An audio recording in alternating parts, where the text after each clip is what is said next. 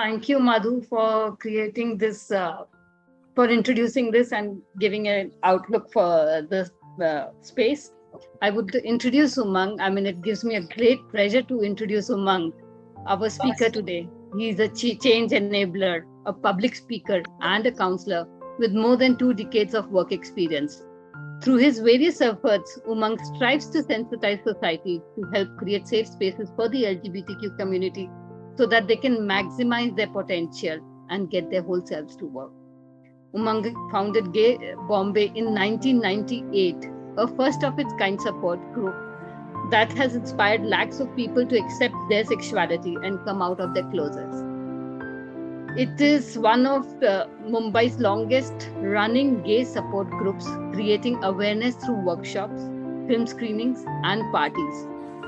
He organized India's first P flag event, empowering people from the community to come out to their parents, thus encouraging acceptance at home. Another initiative, the Hugging Club of India, has inspired hundreds of us to openly talk about our mental illness and take treatment. Through this initiative, he has also helped save lives which would have otherwise been lost through suicide. To support the community, find life partners, Umang co-founded Mr. and Mr., a gay matchmaking initiative which has been active now for 5 years. When you speak to Umang, one thing that stands out is his enthusiasm. Life has never been easy for him, yet he radiates positive energy. His passion is unparalleled and contagious. We are sure you will agree with us after listening to him today, and that his views about creating a safe workplace for all of us by conquering non-inclusion are both encouraging and practical. Thank you. Over to you, Umang. Thank you, Bhavna, for a wonderful introduction. Thank you. I'm already feeling taller. It's raining and I'm on cloud 9. So thank you.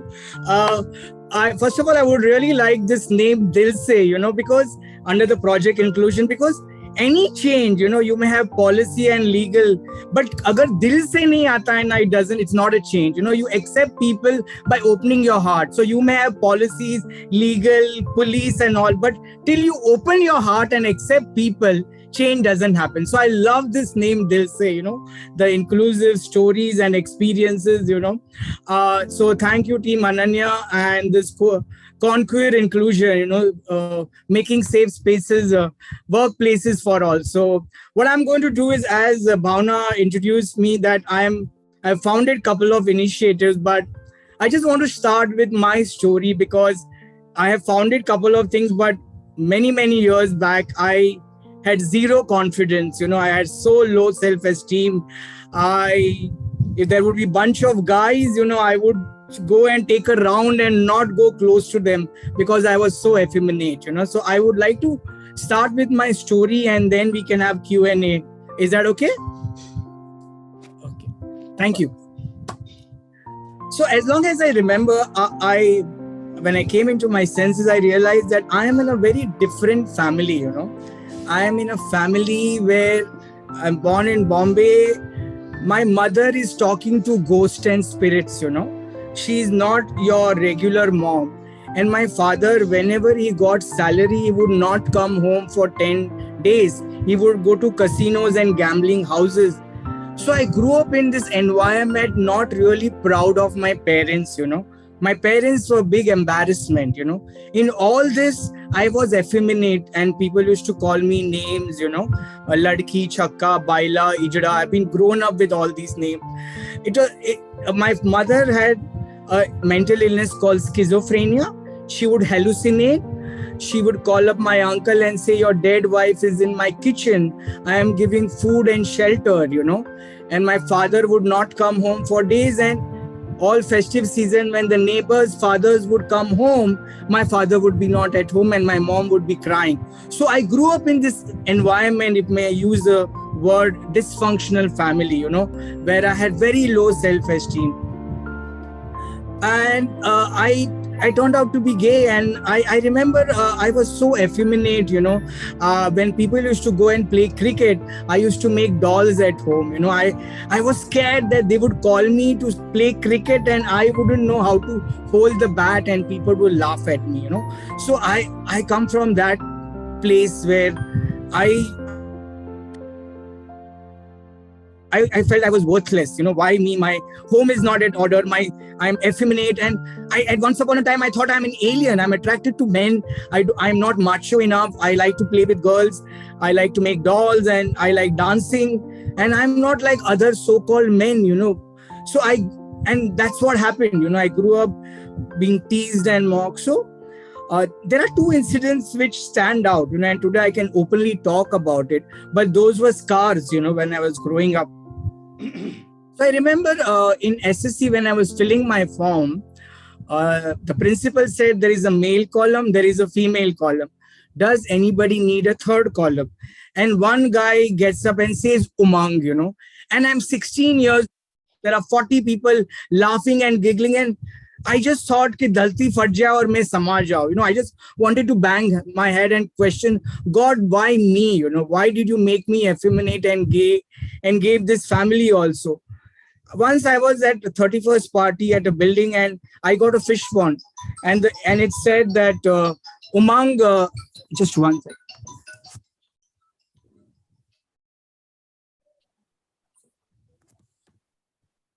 Really sorry about this. The fish pond said that Umang, the fish pond said when your mom wanted a boy and your dad wanted a girl, and when you were born, they both were happy. And I just wanted to die at that point because there were all people laughing at me, So what I'm trying to tell you is that I had a very low self-esteem when I was growing up. And these two things remain in my life, In school, colleges, people would call me names, And then I something with my life because I can't go on like this.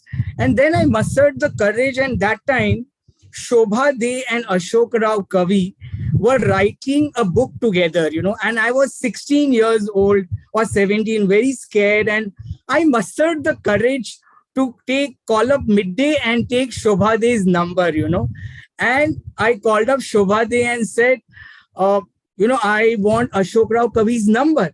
And Shobha De immediately gave me Ashok Rao Kavi's number. No, nothing, nothing at all. And now I'm a 17-year-old guy who's effeminate, confused. And I got a number of a gay activist called Ashok Rao Kavi, So I remember, as I was growing up, I used to make out with boys of my age, my neighbors, other school friends. And I used to feel very ashamed and embarrassed that what am I doing it? Being a man, I'm making out with a girl, this is not right. So I would make out, go to the temple and say, I'm so sorry, God. I'm not going to do this. I am so sorry.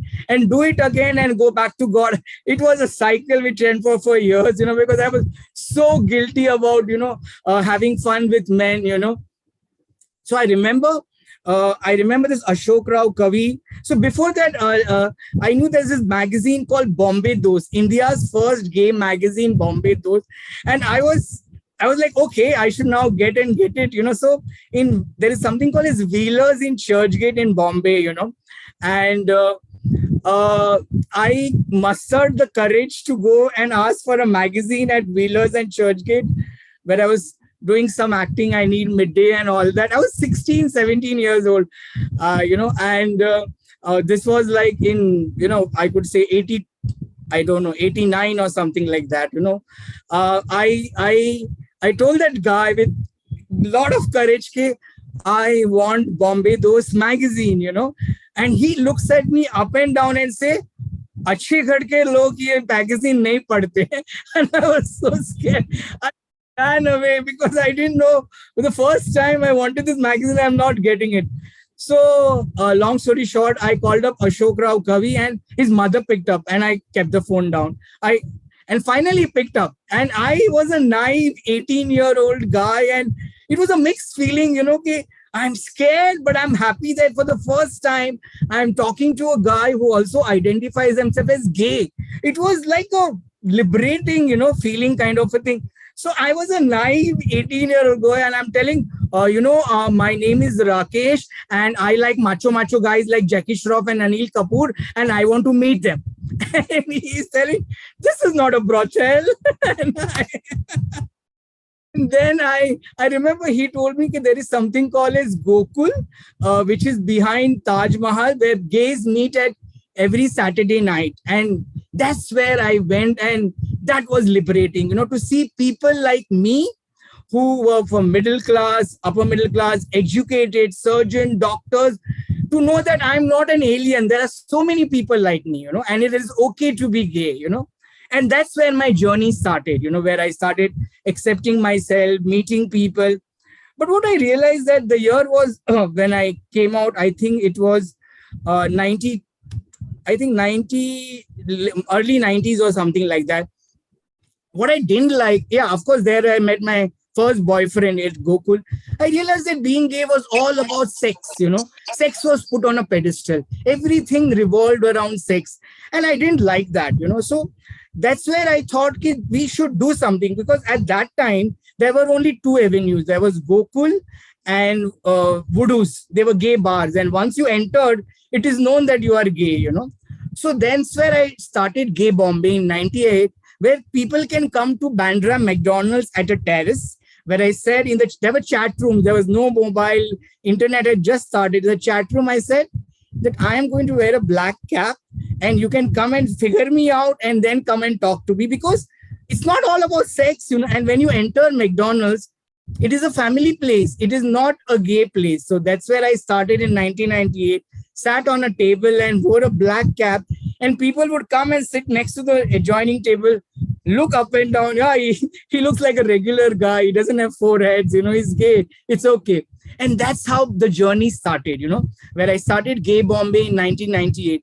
One of the things that happened is that I met mothers who had accepted not only their gay child, but also their friends. This was so liberating that a mother is accepting a gay child. That means culturally, religiously, it is not a problem. It's not a taboo. It is not unnatural. And that's how I for around 15 years, I did a lot of events for Gay Bombay, and it's still happening. By right now, mostly there are parties. It was like alternate sexualities, alternate Sundays, it so that's what people thought it was unnatural, but it is not an unnatural. It is in minority, which I'll come to that later. But that time there was nothing much information. So I'll share some incidents. As Bhavna said, okay, I started this P flag. I started India's first P flag, where I got parents of gays and lesbians, together, and they would sit.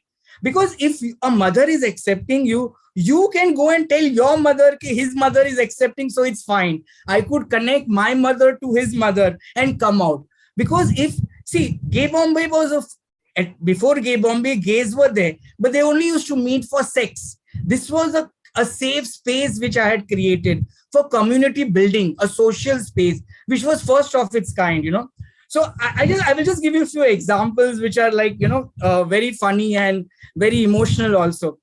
I remember once I was doing a hugging club meet and Gay Bombay parents meet, and I called parents, and I generally get very excited, and I said, oh, here is the mother of a gay son and she's accepted. Please clap and welcome her. And there she blushed. Hey, kai sazaro karaichi goshnaya hai. Hey, nesargika. Hey, kai. This is unnatural. There's nothing to celebrate. Blah, blah, blah. And she went on, and then the other mother pacified her. It's okay. It's fine. No worries.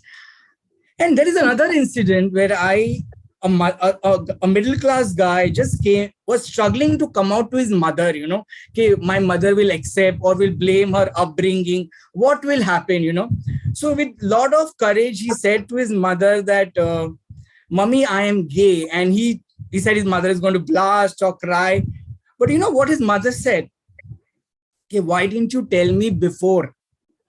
Because all those years where you were trying to get comfortable with your sexuality, the kind of pain you were going through, I was not there with you. I wish I had been there. These are lovely stories which happen. In Gay Bombay, I did lot of events, brunch with speed dating, relationship meet, parents meet, picnics, parties, film festivals. It was a space where somebody can be themselves. You can be yourself, move your hands, wear your clothes. You don't have to wear a mask.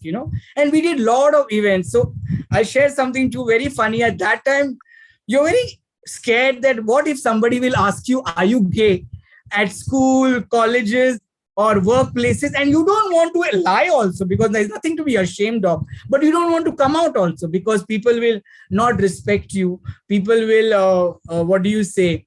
People will also boycott you or make fun of your bully. So I remember Devdutt Patnaik, used to take these workshops, and he would ask, so if somebody will ask you, are you gay? There are two good answers. He taught us that not for you. I am not for you gay. So you're not accepting it, nor you are rejecting, And the second is, why are you interested? So this was a big empowering thing that I am not denying, and I am not accepting also. So it's fine, So that's what was happening in 1998. So I did a lot of these things, events and all, but what really bothered me is that my own mother, didn't know about it. I was telling the whole world, tom-tomming, that I am gay, but my own mother was not aware, and I was scared that my mother has schizophrenia. And if I tell her that I am gay, she may get into coma, or I don't know, I may be responsible for her severe bad health. I was not sure. So with a lot of courage, I came out to my mother, and she wouldn't know what is gay. And I said, "Ki mani chokriyo nathi gamti.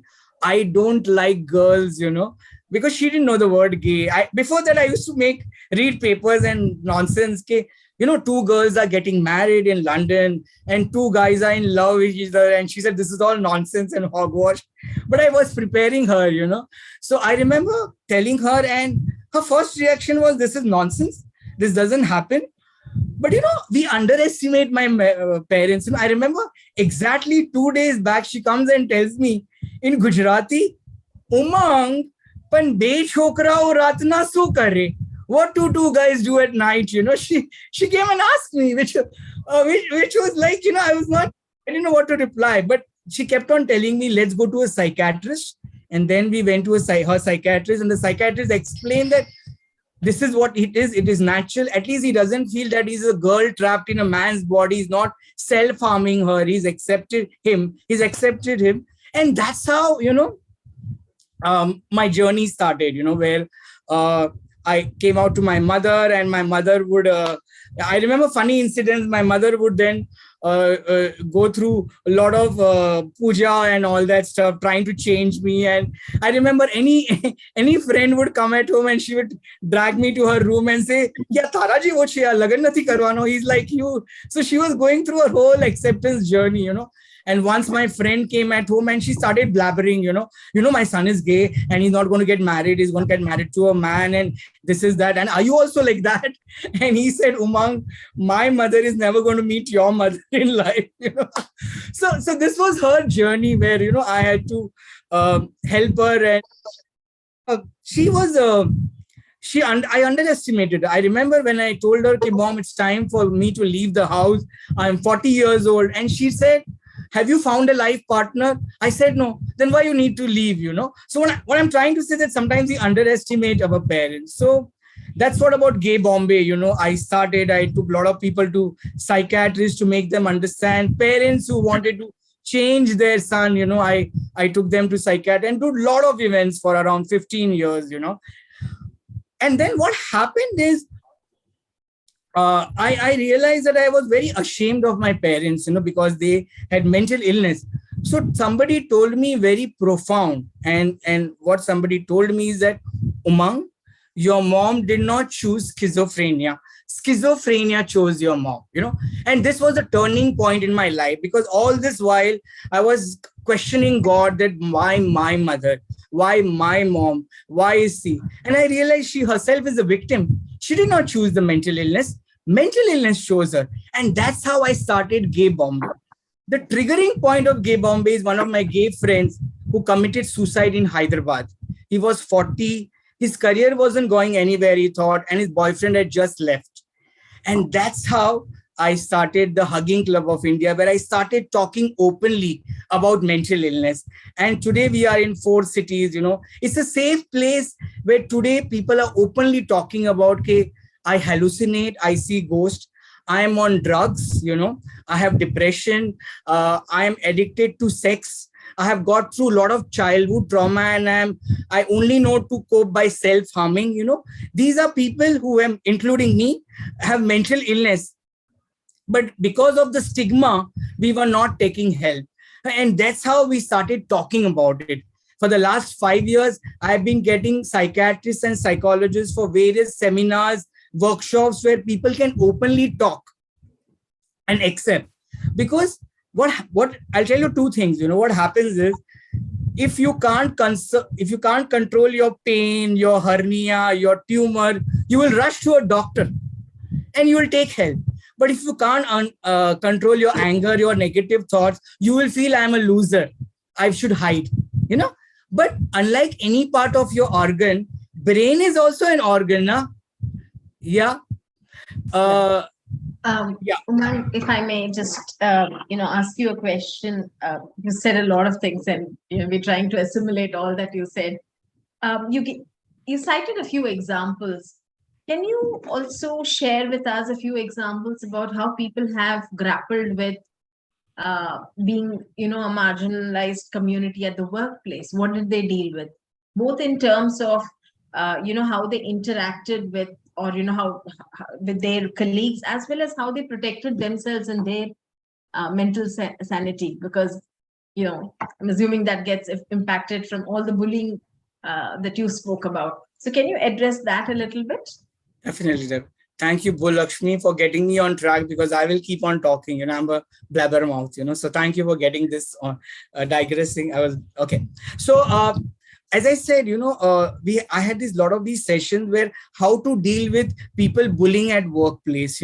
What would people, how to address. See what happened.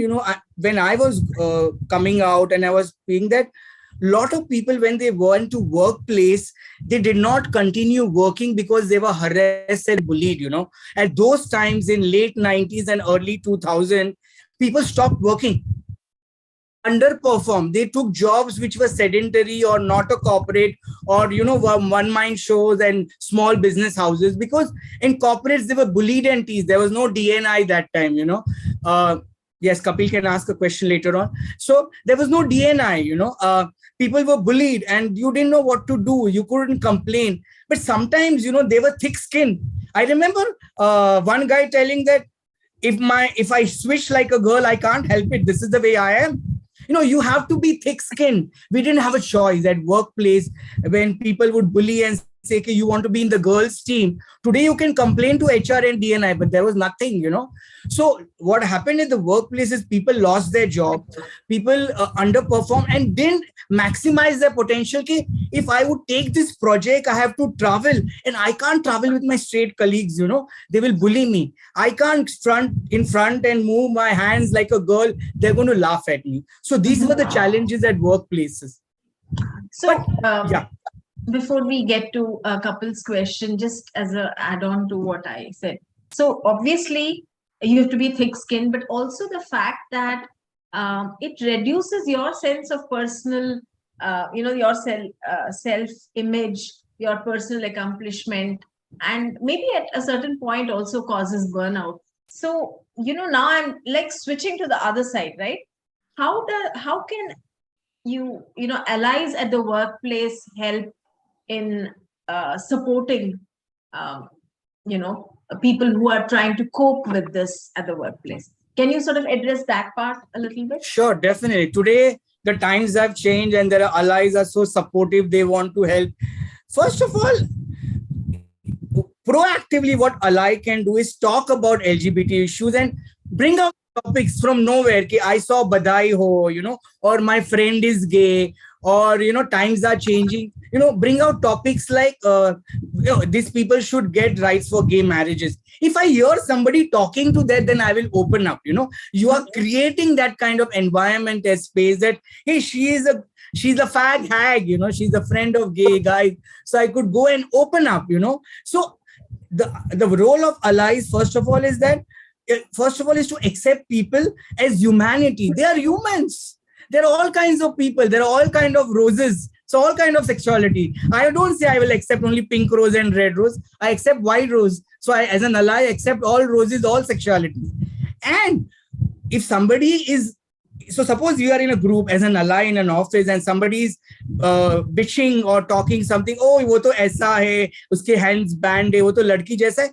If he say, no, they are also human, you don't have right. They are in minority, but they are not abnormality. If ally is vocal, points out, then I'm happy and comfortable that, hey, she is gay friendly, I can open up and talk and be myself.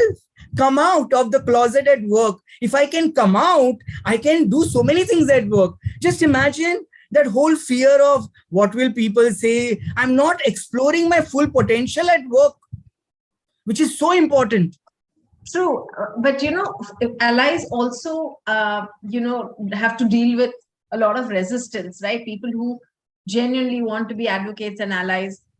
What is your advice to them? How do they deal with this kind of resistance and they keeping their own sanity and yet being able to continue to be allies? Otherwise, when there's too much resistance, there is tendency to want to step back. So how do you help them? What is your guidance there? This is a wonderful question, but ally wants to help, but they also have their own oppositions and, people kind of calling names and all. One of the fear of ally is that people will also think I am LGBTQ. Okay, that is one that stops them, But what is wrong?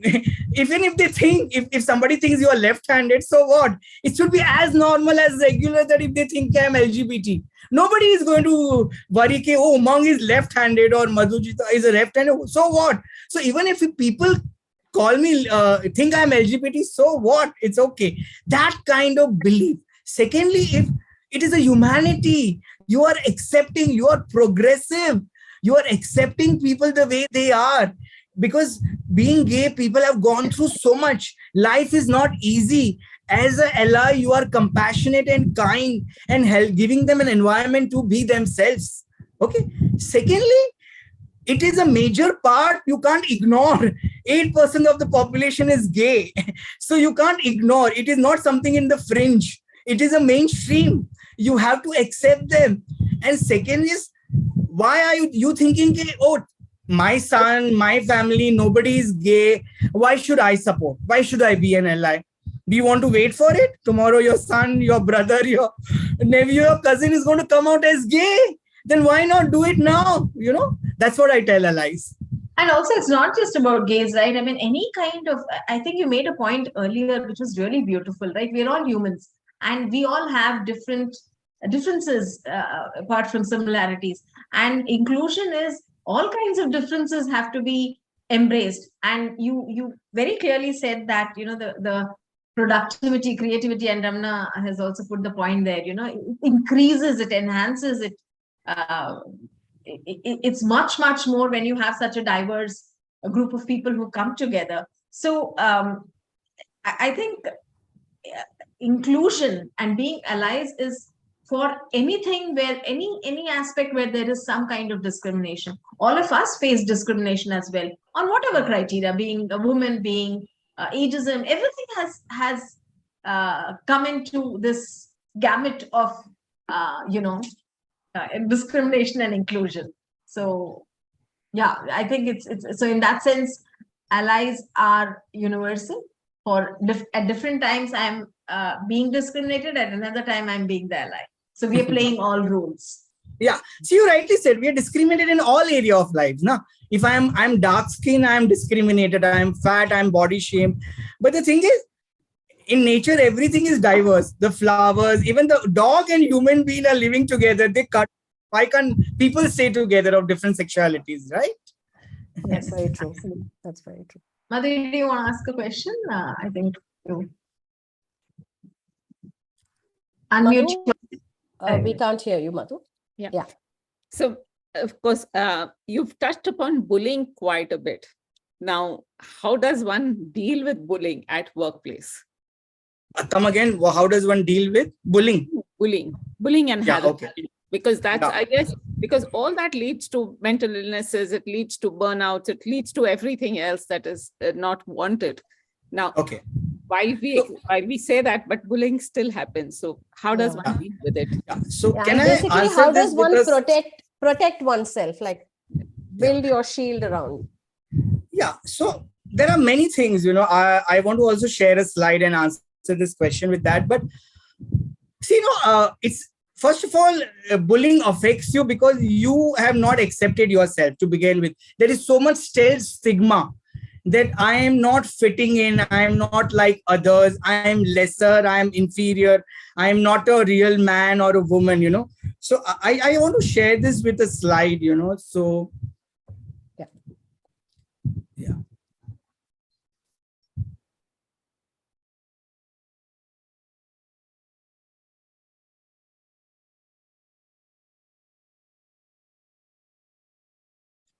Okay. Okay, can you see this picture? There is one penguin standing out, there is one penguin standing out.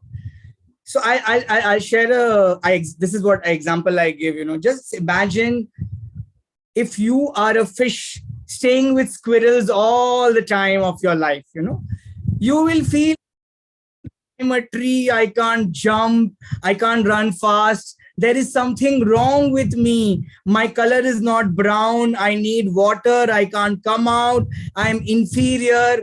I'm a loser. But a fish is born to swim and a squirrel is born to climb a tree. Someone is born homosexual. Somebody is born heterosexual. That's it. When you understand this, the self-stigma goes. Because I did not choose to be gay. मैं ऊपर गे की line में खड़ा नहीं था. भगवान ने मुझे गे बनाया है. I didn't take a token of gay. I was born gay. If you understand, you are different. Okay. So I'll give you an example. I'm answering your question of bullying. First, the bullying starts with awareness, empowering about yourself, feeling good about yourself. So what happens is, somebody will call you baila, chakka, tu ladki jaisa hai, tu alag hai. 40 years back, Sudha Murthy was the only woman joining an engineering college. Was she abnormal? No, she was different. Bappi Lahiri used to wear gold from top to bottom. Was he different? He was abnormal. If Bappi Lahiri can wear gold top to bottom, why can't I wear a lot of makeup? If he's wearing a lot of jewelry, I can wear a lot of makeup. Why not? So if somebody is telling me, bullying me, first of all, see, bullying happens at one is external. If somebody is bullying you at work, at school, at college, you need to take a stand. You need to be firm.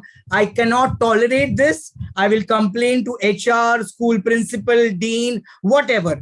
That is one way. Second is to differentiate the person with the act. Okay. So suppose 20 years back, if somebody would tell me, tu Karan Johar hai, tu chakka hai, baila hai, ijda hai, I would bang my head and cry and say, God, why me? Why did you make me gay? These people are bullying, ragging, calling me names. Today, if somebody will call me same, Umang, you're baila or chakka, my thought is that the person is calling me baila or chakka. He was not born with this belief and ideas. Na? Somebody has put in his head. The society, the Bollywood, his parents, peer group. He was not born hating me. He doesn't have anything personal. Somebody has implanted his belief in his head. If I understand this, then I'm free. He doesn't have anything personal against me, right? So if somebody is telling you as a bullying, Madhuji, that tu ladki jaisa hai. So what is wrong ladki jaisa hai? Meri behan, meri maa bhi kya hai? If a woman is entering a man's domain, she's rubbing shoulder to shoulder, she's joined the fire brigade, she's a mechanical engineer, she's celebrated. If Sudha Murthy is joining engineering college, she's celebrated. Why I can't be the only person in the nursing pool, only boy among the girls? Then I'm shamed. because anything which is feminine is looked down upon. That we need to understand. So bullying, you deal with, complain, and second is to understand that I can't keep fighting with this guy because years of belief has been gone into his head. I need to go and change the society if I want to, which has put this into this head. That's how you deal with bullying, because you don't want to suffer. But Umang, you make such a powerful statement when you say that it is nothing personal. They are coming and saying what they are saying because of ABC reasons. And as long as, I think it's so empowering, because the moment you shift from feeling personally attacked to looking at it as a larger issue, you're more, you're better positioned to address the issue. So it's a very beautiful statement. And I think it applies universally, not just for the cause you are talking about. Thank you for that. Thank you. Thanks for that. Yeah. So may I ask a question? Is one, we are talking about, organizations and like, even our project inclusion, we talk about initiatives at multiple levels, at the individual level, at the team level, at the policy level. We spoke about how people can protect themselves, but when we look a little bit at the organizational ecosystem, what can be done at each of these levels to make sure that workspaces are more inclusive, are safer? Right. First of all, before that, I want to run down how this change will happen at individual, team, and the policy level. First of all, companies need to understand that they need to create this environment. Okay, the change will come from company K. Why they need to make it an LGBT safe place and environment? Because if you give me extended benefits of sales partner, I will give extended effort and time. It's a win-win thing.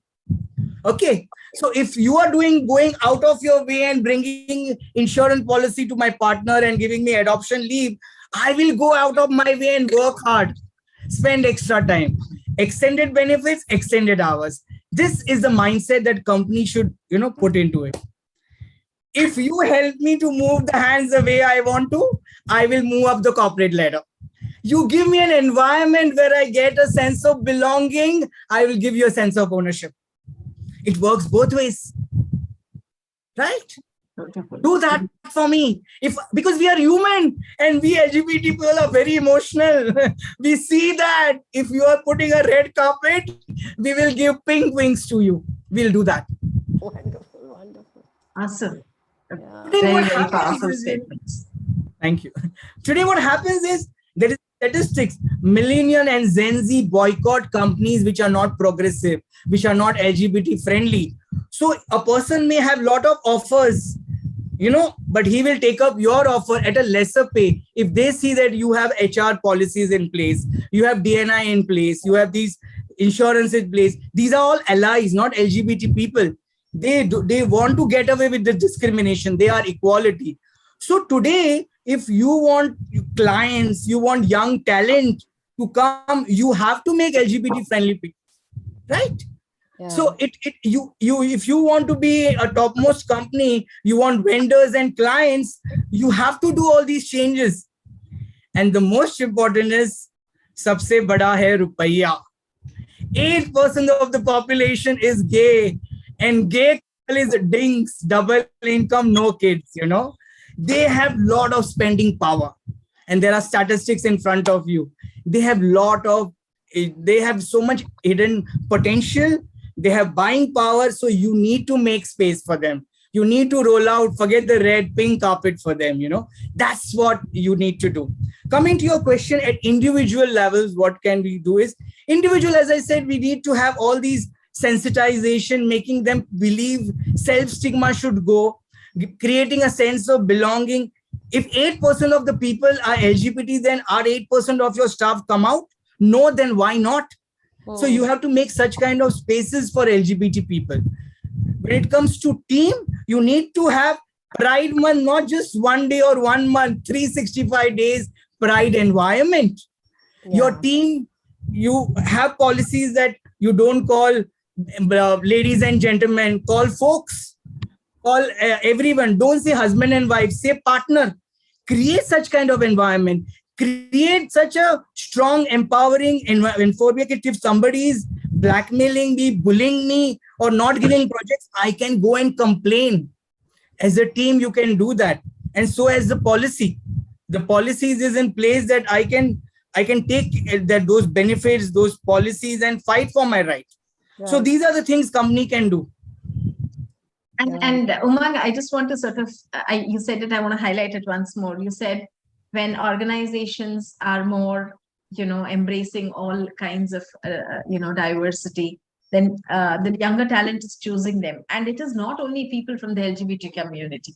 It is people from, all people from all walks of life, because just the fact that an organization is, more inclusive gives everybody the comfort that, whatever the differences that I bring will be celebrated and not be used against me. And I think that is very powerful, that, or talent is attracted, customers are attracted, and it really helps every stakeholder to that. And it's a wonderful business case. Mr. Ramana has also said this amazing business case, the way you put the whole thing together. Yeah, and you rightly said other stakeholders. So today, if you are accepting LGBT, I can come and say I am an unmarried mother. You are creating that environment home that I can bring, complete myself, not wear a mask. Corona gaya, mask bhi nikalo na, no mask required. Right. Absolutely. And that statement about belonging and ownership, awesome. You give me belonging, I will give you ownership, right? I mean, the way I will associate with you. I think that's true universally. Yeah. Thank you. That's true. That's true. Let's take some audience questions. Anybody has a question? Yeah, I think Kapil has a question, right? Sure. Yes. Kapil, do you want to go for it? Yes, indeed. I just hope you're able to hear me and you can see me clearly. First of all, thank you so much, Umang. Just to tell you, ladies, he's as energetic as he's now in every other session that we attended. So I think Ananya-Women and I and Ria are common to this particular HCI group, that Umang talks extensively about mental health, not just in terms of the queer community, but in general, how it affects. That's why I'd like to point out, or rather, add to what Umang actually talked about, is that the reason inclusion is a difficulty is because corporates want to get their work done, basically. And there have been instances in my scenario as well. I used to work for an MNC bank for almost 20 years, but unfortunately I had to leave the organization because my mom was diagnosed with cancer. And I was also at a point in time whether my career was not really going great, so I had to take a decision whether I keep being frustrated with my life the way it is going, or I actually kind of quit and take a break and actually concentrate on getting her health right, and then maybe think about it. So for the moment, I'm doing a course and I'm doing something in stock market. So that has given me time to join Umang's HCI group, and I've found for myself that it's just not the LGBT community in generally. For example, a very simple example is fat shaming is something very common, especially in terms of in terms of women working in a place. So the same category is sort of looked down upon, rather in the same way the LGBTQI community is looked down upon, because it's very easy for people to, in the spirit of maybe competition or whatever you want to call it, so isko agar iske is trait ki wajah se dabaya jaye, so we can push him down, we can grow, if you know what I mean. So that's the kind of setup. So whether it's a fat person, whether it's a thin person, whether it's an LGBTQI person who is a little effeminate, it has become sort of a heteronormative societal or maybe a patriarchal norm to look down upon these people and psychologically torture them or speak to them in a very rude way and don't care about them. So even though they're extremely intelligent, they have great qualifications, they have dropped their qualifications to work, and they can prove to the organization that because they're qualified, they can do good for the organization. However, the typical heteronormative groupism that happens in corporates, that's something that's very vicious, and that's what I observed in the organization that I was working for, actually pulls the morale down. of a person who could have really brought wonders to the company, would have taken the company to different levels. That's something that I really feel is also Umang is what Umang is also talking about. So that's the inclusion that we need to have, overall inclusion of any type, shape. So when you say gender sensitivity, that's what I'm talking about, and normalizing everyone of different shapes and sizes and times. Right. That's when the real change could happen, basically. Right. Thank you. Thank you so much for that, Kapil. You kind of validated what Umang has been talking about. I think extremely important points, especially about the talent and the, feeling of exclusion, and your talent is not really leveraged in the organization. I think Umang made that business case. Again, go back to that statement which says, if you give me inclusion, I'll give you ownership. I think that's brilliant. So, yeah, do we have other questions? Yeah, I just want to run down this quickly because our topic is how to make it safe. So this is, as I started my question, that inclusion doesn't happen. We have to make it happen. Yeah. All stakeholders have to come together, right from your watchman to your HR, to your canteen guy, to your vendors. It has to happen. Otherwise, these policies will only be on paper. And your senior manager will think, why are you taking so much time on this? There are greater things. Why you are focusing on this, But we need to tell that this is important. This is as good as mainstream. 8% of the population in our company is gay, LGBTQ, and we need to, how many people are out? They are not. So we have not done enough work, that we have not created that environment. They can come out, So there is a lot of work. So quickly, any corporate I go and talk is that the main challenge is unfamiliarity. Lot of people coming from tier 2 or a conservative, there are years of belief put in the head के LGBT मतलब वो हजारों में एक लड़का जो train में छक्का है, ताली बजाता है, that's it.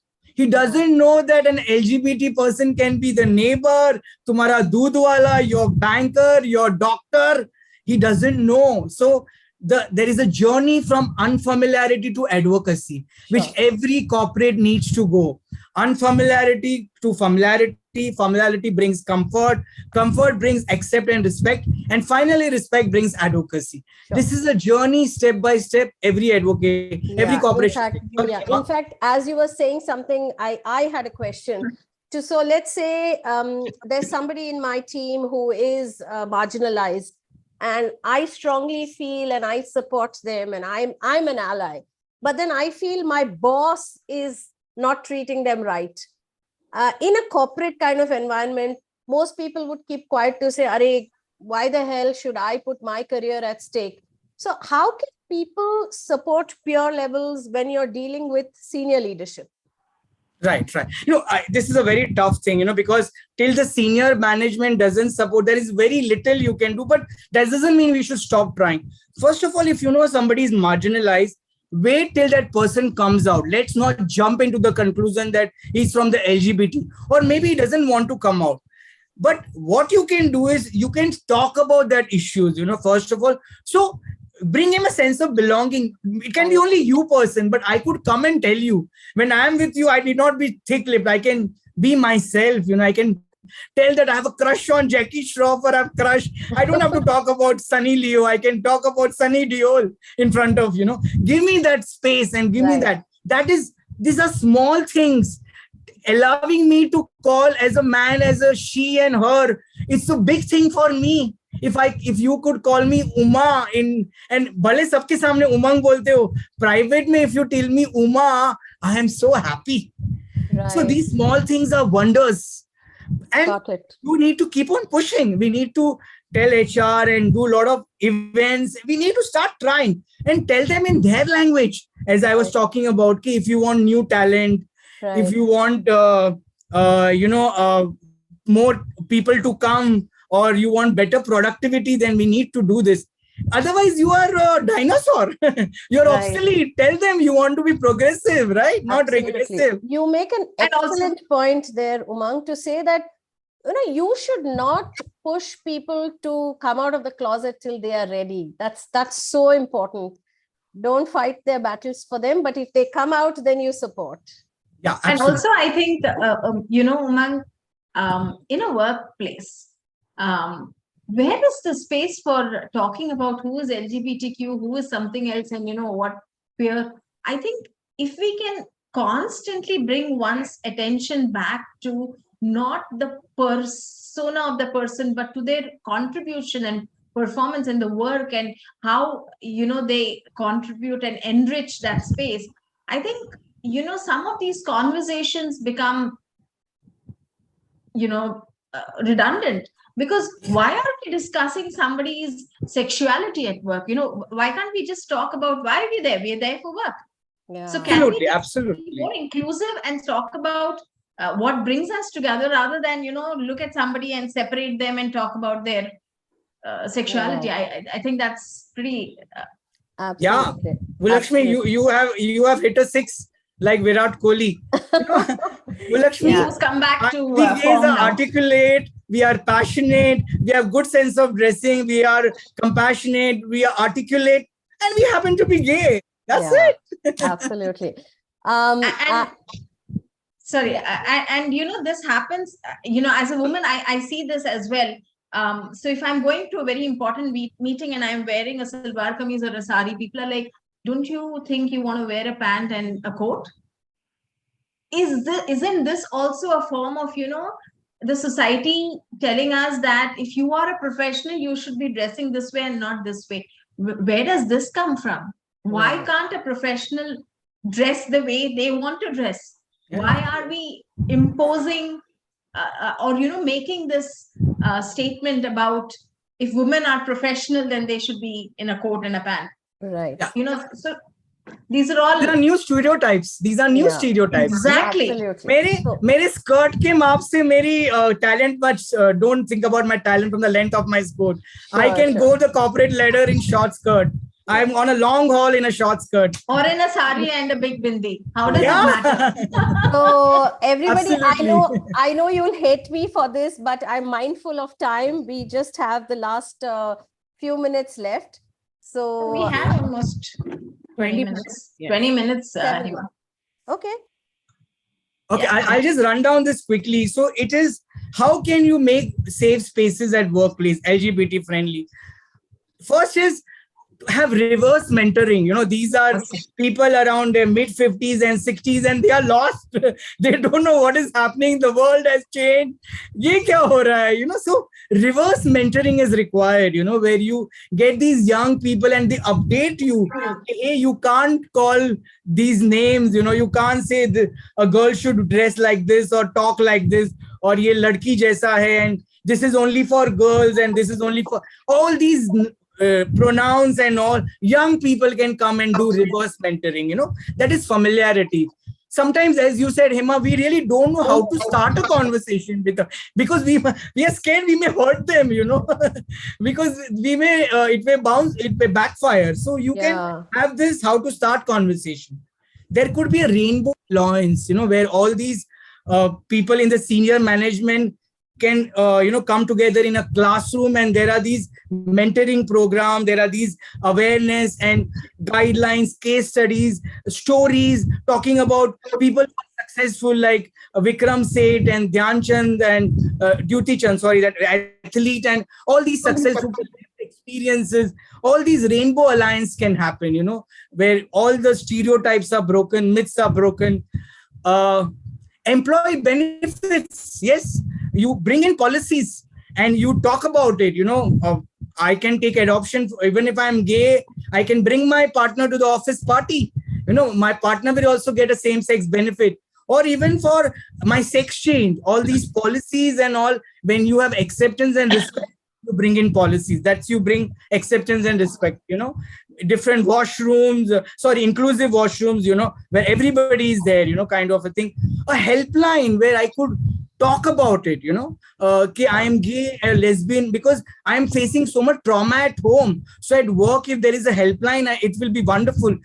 Company cares for me, that's how you respect me, you accept me, by doing all these things, allowing me to put pronoun, and as I was telling, queer affirmative counseling helpline, which can be there. It's available where I can complain, talk about, because my father is telling to go for sex change or conversion therapy or what. I don't want to.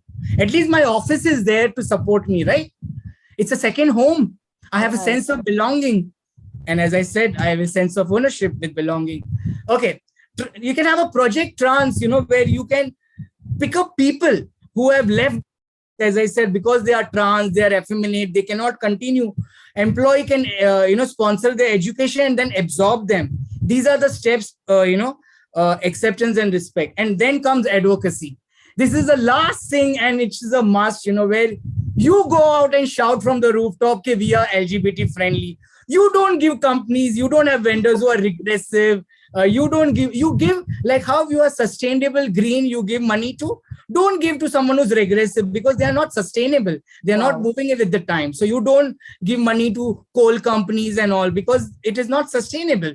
You tell people to go for, you take part in Pride. You company represent and go to court and say, make gay marriages.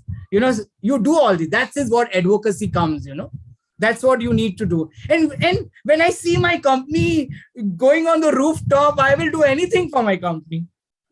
Right. And I love your last point. Stop, just go back to the previous slide. Stop landing or doing businesses with regressive or non-friendly companies. And I think that's so powerful. It's as much as you have to promote certain things, you have to stop certain things. Yeah. And together they are a more potent solution rather than just promoting, right? A powerful statement. Yeah. Other thing, you can see how posh and gender orientation is compulsory. Why is gender, sexual LGBT orientation is not compulsory? Let it be compulsory. And if people are not friendly, take action. Why are not they friendly? Right. So we need to take firm steps, proactive, because policy and all is just going to be there. Right.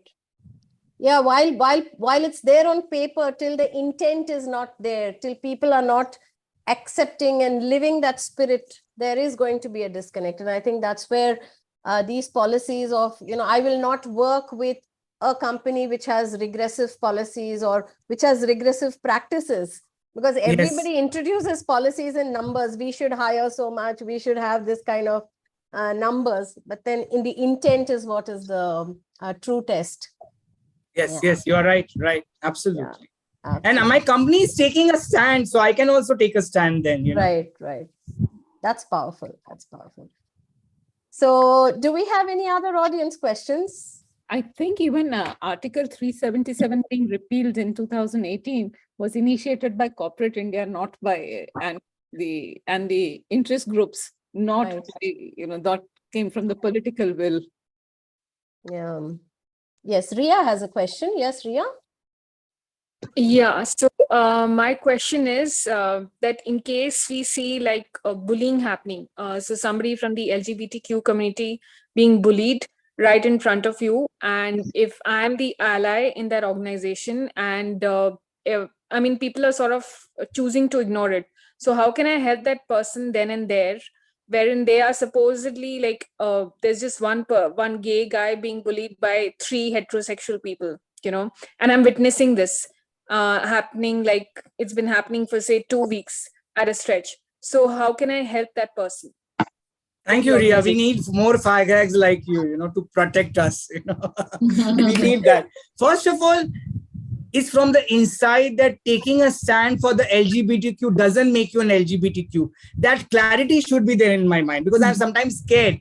Okay, people will think, I'm lesbian, why am I supporting this guy? Or why am I intervening into that? So first thing is to understand that taking a stand, you don't become one, even for any community. If I'm fighting for a woman rights, doesn't make me a woman, right? So if I'm fighting for LGBT rights, doesn't make me one. Of course, there's no harm, but that's one thing. Second is, of course, when you're talking about it, when you're taking a stand, you need to be firm.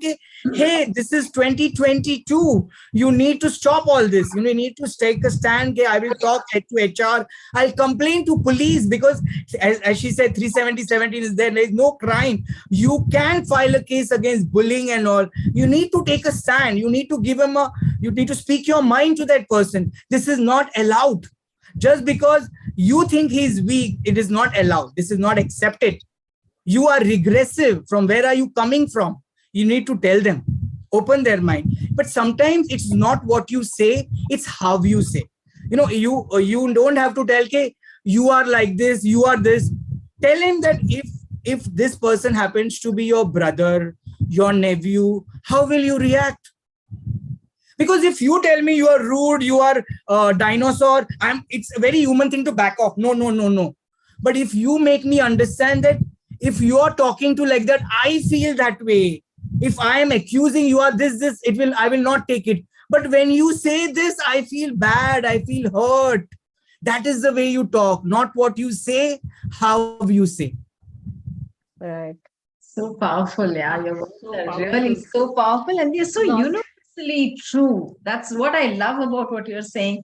And this particular slide is reminded me of my first class when I went to the abnormal psychology class in college. Our professor said that all of us, there's a very thin line between normal and abnormal, and all of us demonstrate traits of abnormality, right? It's just the extent and the consistency with which you do that makes you step over the line. And as I'm thinking about it, I'm thinking that's so true for everything else. There are traits in me which are masculine. There are traits in others which are, this feminine traits. And I think it's just the extent. And so if we are able to recognize that within ourselves, then, the stigma just drops.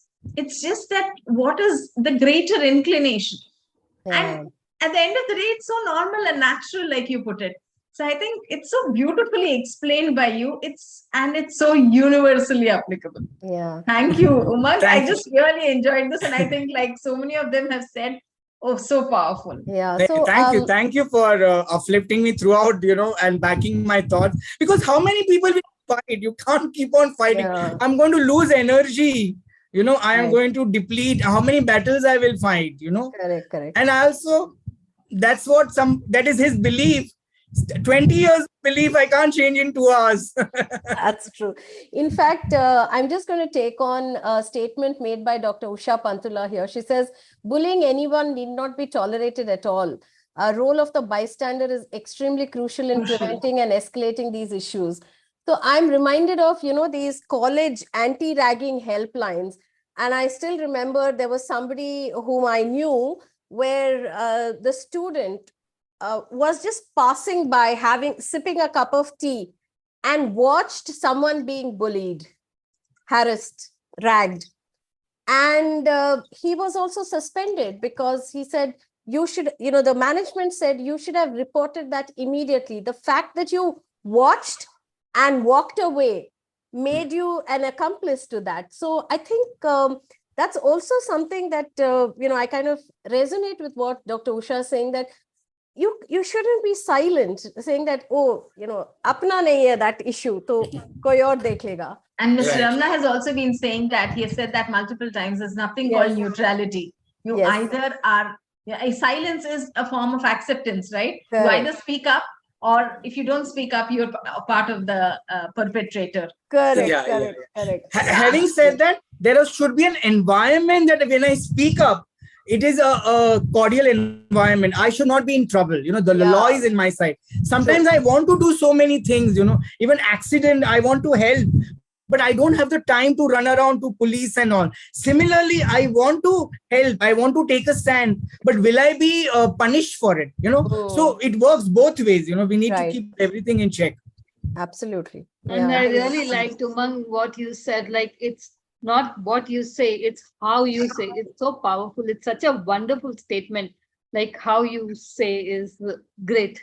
And the compassion that you have exhibited for the so-called non-inclusive people, in itself, that compassion will draw more people to become inclusive. And I think that again is very, very powerful. So it's how you approach and how do you then win them over? That's also beautiful. Because I think because at the end, as I said, it's humanity. You will have so many laws in place, legality, but दिल से नहीं आएगा तो दिल खुलेगा नहीं तो कैसे accept Dilse. That's true. That's true. Agree. And Umang, that reminds me what you say and how you say, that reminds me of my childhood story, where I'll just say it very briefly, where there's one king who he's going to die. So all the way, then everybody comes and tells him that you are going to die. There's no scope for you now. So he gives them punishment, imprisonment, or death sentence or something like that. So there was one Ved who comes in the last, and he says, you will not see anybody dying in your family. He's just saying the same statement, but it's how you say, and he was rewarded like anything. Yeah, very true, very true. Beautiful. Very nice. Yeah. Kapil has his hand up for a Yes, long Kapil time. has been, yeah. Oh, sorry, Yeah. sorry, Kapil. I really want to just add to what Umang just said. The oppressors, rather the people who are oppressed, feel oppressed because society. It's easier for society to oppress someone, but if the society gives somebody a chance to uplift themselves and feel good about themselves, see and imagine the kind of contributions these people can make to society. See what kind of a difference or what kind of change makers you can make out of just not the LGBT community, but in general. The way we look at oppression that's happening since the British times, basically. So whether it's the very marginalized LGBT community or whether the cultural oppression that you've seen over the ages of various communities within India itself, so that's whole perspective that you need to take from what Umang has just said. So let them a space to speak, give them the encouragement, let them out of the fear that they have carried for so many years, and you see what beautiful human beings they come out to be. And they will come to you and they will become these change makers like Umang has become. It's very difficult for somebody like Umang to or for either me or for anybody from the LGBT community to struggle with themselves and come out and do so much over the years. But now that we have the education and now that we have the awareness, it should be quicker, and we really should be able to quickly, not keep them feeling weak. We are the ones who are stronger, and we should lend our strength to them to become stronger, so that they become these great contributing people in society. That's what I wanted to add, basically. There. Yeah, right. Kapil, you're absolutely right. If we give them little love, they don't have anything personal. It's just somebody has put in their head. But why we do this? There is a reason, is that if I keep blaming, oh, you are like this, you're bullying, I'm giving the power to him. I will keep blaming. Yes. But when I take power in myself, that, it is happening because somebody has put in his head, I'm not giving him that power. I can keep blaming himself or take ownership for my feeling. वो मुझे रुलाता है, वो चिढ़ाया, उसने trauma किया, वो वैसा है. I am blaming. So I can keep on blaming for life or take responsibility. What am I doing about it? उसने ऐसा बोला, but why am I that letting affect me? That is taking ownership. Otherwise, we spend our life blaming people for years. But instead of highlighting people like that, I think stories are very powerful, Umar. And I know you just told us that you're a Bollywood buff. So you're seeing so many movies, so many short movies that are coming up. And how actually they're celebrating both the marginalized people as well as the allies. I remember watching this short story in which Ranveer Brar and, there was this, and that old lady in the family, she actually is the first one who accepts the boy who comes, her grandson. And I think when you tell stories like this, you send out a message to society that, no matter your age, no matter your generation, the greatness is in becoming more inclusive and embracing. And I think that those kind of stories are also very powerful. So instead of highlighting stories of non-inclusion, highlight stories of inclusion, inspire people to be more inclusive. Right. Bulakshmi, when you talked about Bollywood, you made that memory very fresh. 15 years back, there is a movie called Sheer Farhan Ki Nikal Padi, There is this Boman Irani and Farah Khan are couple in that. So Boman Irani tells that some old lady, I forgot her name, कि Mummy, Nani, I am in love. And the Nani says, Ladka hai ki ladki? What? And I just laughed in the theater. 15 years back. Wonderful. Yeah. Awesome. Very Yeah, but nice. while you say all this and whatever you say for the community, it's even Ria pointed that out, that it's so true for each one of us. Each one of us Yes. has experienced bullying. Each one of us has experienced exclusion. If we keep that in mind, it builds a compassionate society for everybody. Right. Just because I was bullied, I should understand what the sentiment the other person is going through. So it's whatever you say, it's, it moves beyond the community. It's for everyone in the society, I would say that. Yeah. And I think all of us have faced it at some point or the other. It could be perhaps you are the only South Indian in a group of North Indians, or you're the only North Indian in a group of South Indians.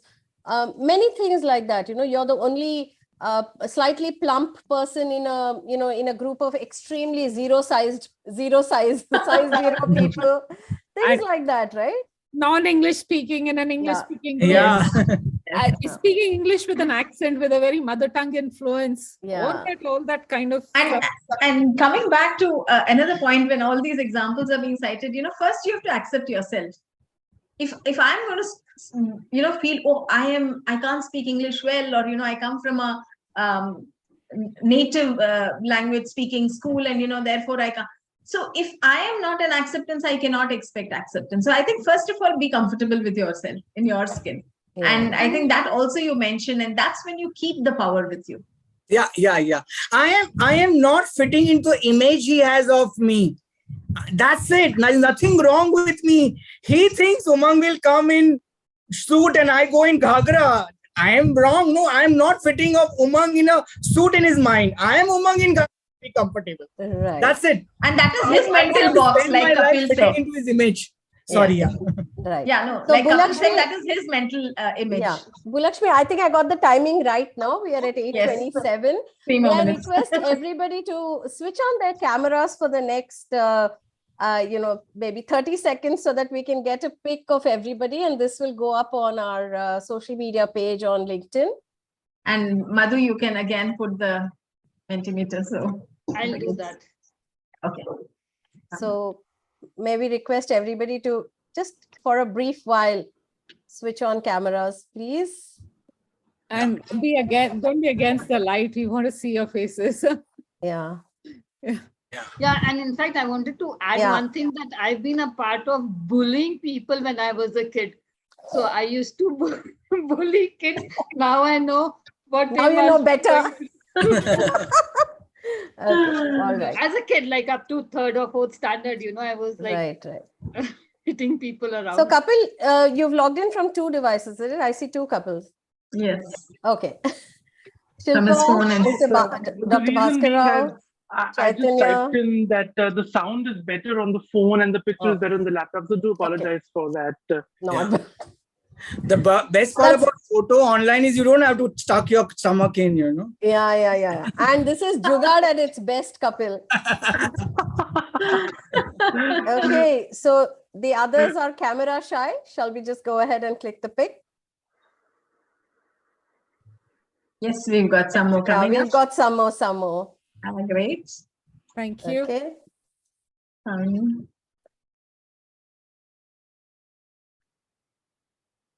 All right. Thank you so much.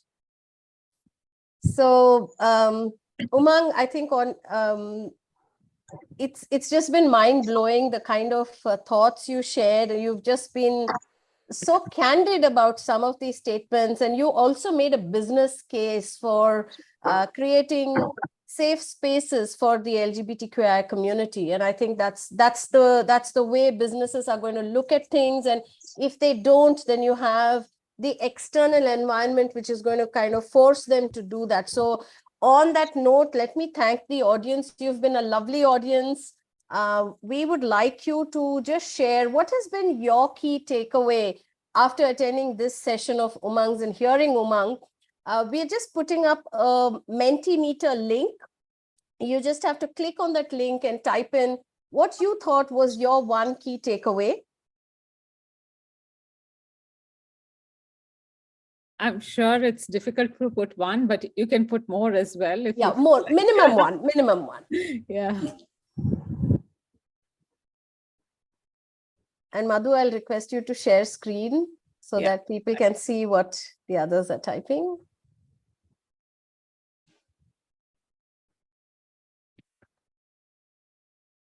Yes.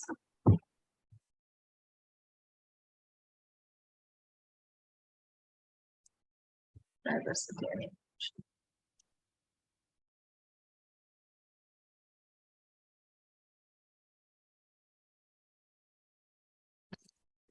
All right. So thank you so much, Umang, for such a power-packed session and with so much of enthusiasm. I know we'll carry these forward for many more days to come. And we're getting so much, No, thank you. Thank you for doing such kind of conversation. This helps, this helps to change mindset, bring change, or at least some small change. People think next time I will not say ladies and gentlemen, I will say folks. That's it. Even that small change is so important. So thanks to Madhujit, Hema, Bulakshmi, and Bhavna for giving this opportunity to interact with the audience and giving me this platform. Thank you so much for doing this for the community. Absolutely. And for everybody out there, we've just put up our contact details again. Do stay in touch. And this is a series we host every month. We are coming back after a hiatus of about 4 months, but we hope that we'll be continuing this in the next few months. So do stay connected and, for similar sessions. Thank you very much. Thank you, Umang. Really wonderful evening. And thank you, Bulakshmi. Keep up the good work and keep inspiring.